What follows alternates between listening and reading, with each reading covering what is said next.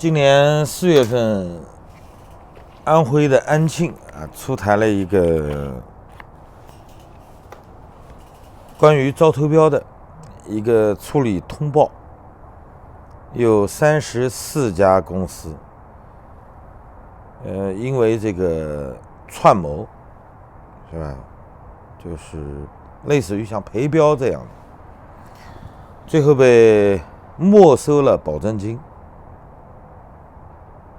通报批评，就这个事儿出来以后，5月份又发了一个通告。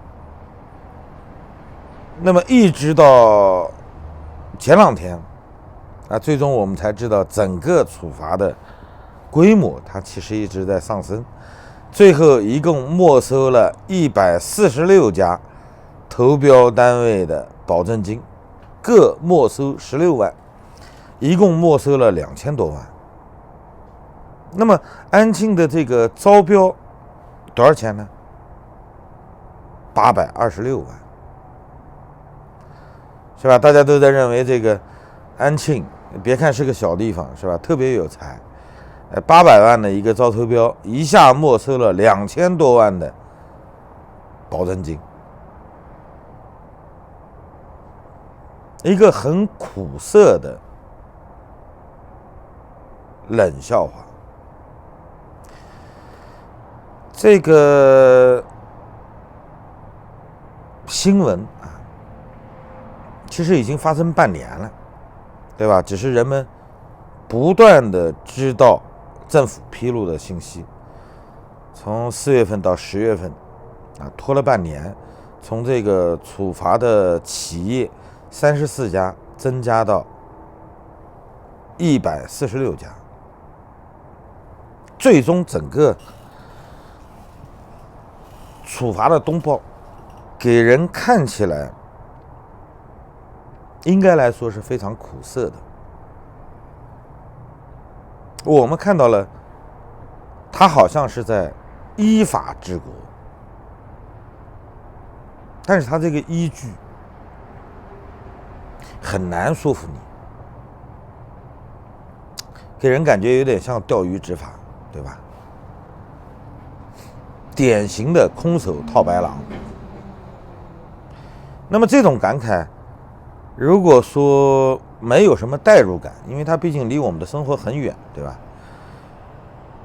那么紧接着一个新闻，应该来说就跟我们有点关系了。刚刚河北承德发布了一个官方微博，发布了一个信息，还经过了这个新京报帮他披露。河北承德下面的一个公安分局抓捕了一个未成年的孩子，15岁。抓来以后呢，教育他什么呢？这孩子是因为上网浏览了反华的一些网页，所以被公安机关和学校双重训斥。这就意味着现今的社会已经到了一个既不能讲也不能说，甚至你都不能看，到了这么一个时代了。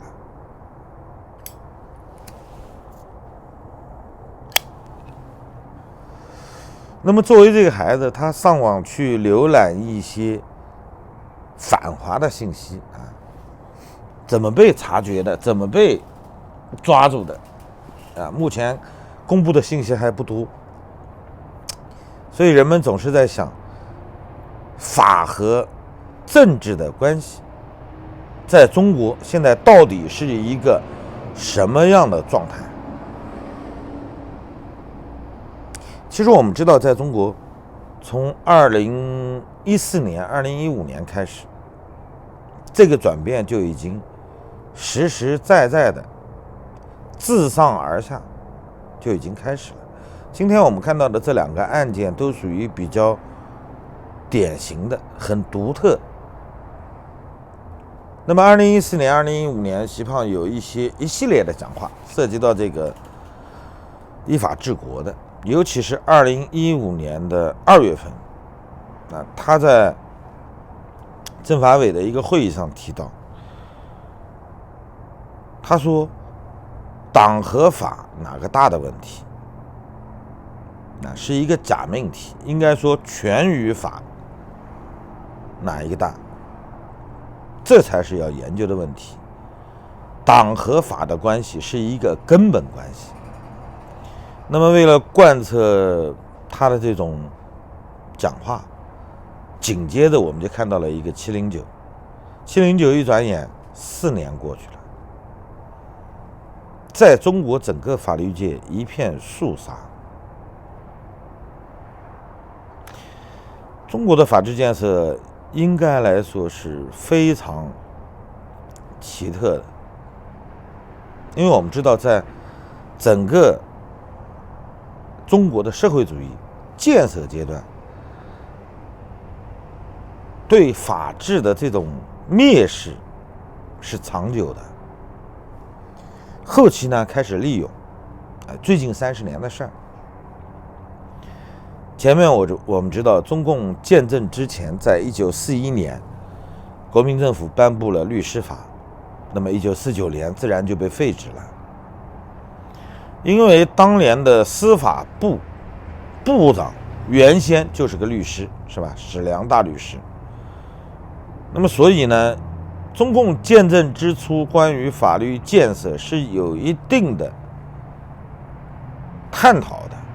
那1954年的宪法就赋予了公民有辩护的权利，所以1957年大家就看到一大波律师开始上岗了。那么其实也很快，是吧？1957年开始反右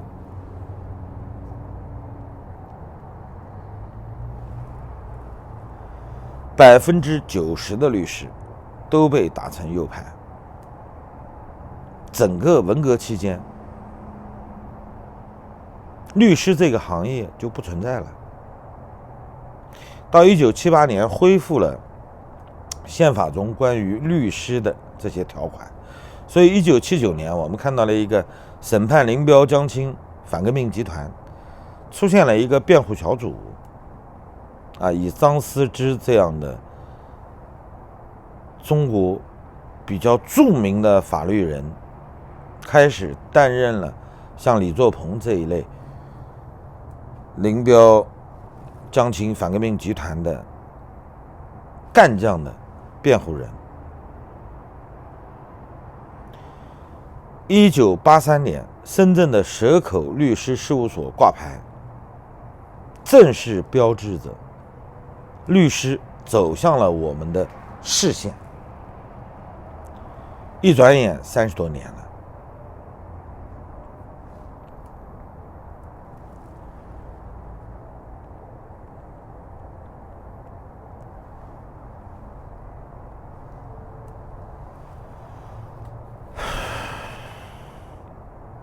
可以这样说，这个世界上有3个人口比较大的国家，中国和印度相差不大。中国大概14亿人，印度差不多13亿7千万。那么中国现在的律师大概是42万多一点，印度的律师是127万。你说印度没有可比性是吧？行，没问题，你看不起他也没关系。人口第3大国是美国，3亿3千万人，他有135万个律师。那么你说在中国，因为跟政治相关，所以呢，中国的这个法律党和宪法是融合在一起的，党对整个法学体系它有领导权，这也就是在中国勉强好像树立了这么一个框架来自圆其说。其实我们知道，任何一个政党以及它所组成的政权，哪怕是一党专制，前苏联时期也没有这样玩弄法律。任何一个国家，你想推行一套制度，你必须要有法律作为保障。按中国人的话说，叫名不正则言不顺。整个国际共运的创始人是吧？从马列主义这个学派来说，马列两位都是法律人。马克思是波恩大学学法学的，虽然他只肄业是吧？给他一份肄业证书。那么列宁是喀山大学的这个法律系的，当然了，他后来被开除了。但是这两位都是学过法律的，所以我们看到，即便是前苏联时期人们最关注的一位铁腕的统治人物斯大林他学的是神学，对吧？没毕业就开始抢银行了，但是他无论去判决谁，他都要罩上一个合法的外衣。现在我们看到的这帮领导人，中国的这帮领导人，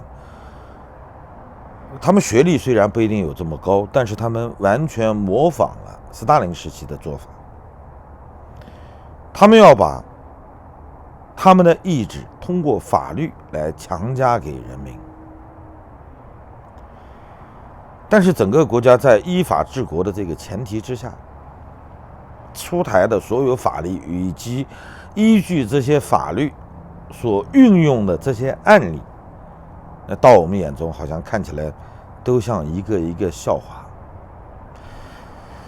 前面说800万招标，没收2000多万的这个保证金，你还能说有钓鱼执法的嫌疑？但是毕竟围标、陪标这种虚假的方式是应该受到处罚的。你还能找到一丝丝合理性即便在其他法治比较健全的国家，也可能会出现这样的案例。但是紧接着后一个就不太好解释了，是吧？一个15岁的孩子上网看了一些新闻，那肯定是翻墙了，对吧？你怎么界定他看了新闻或者他的翻墙是依据哪一条法律来抓捕他的呢？那么现在通过新浪的这个财经头条发布的这些信息，应该来说是比较正规的，对吧？新京报也不是一个特别小的报纸，他为河北承德的这个双桥公安分局做的类似于广告这样的一个软文，其实在向整个社会传递一个信息：从现在开始，没有任何人是安全的了。这就是我们要面对的越来越严酷的现实。应该来说，共军在统治的末期，他会陷入一种疯狂的状态。无论是大人还是孩子，上个网现在都已经明确的告诉你不安全了。不仅仅不能说话，他现在还会指定你浏览的东西。当他觉得你浏览的这些页面是反华的，你就变成进入犯罪模式了。所以今天的这个新闻看得非常沉重。祝大家好运，再见。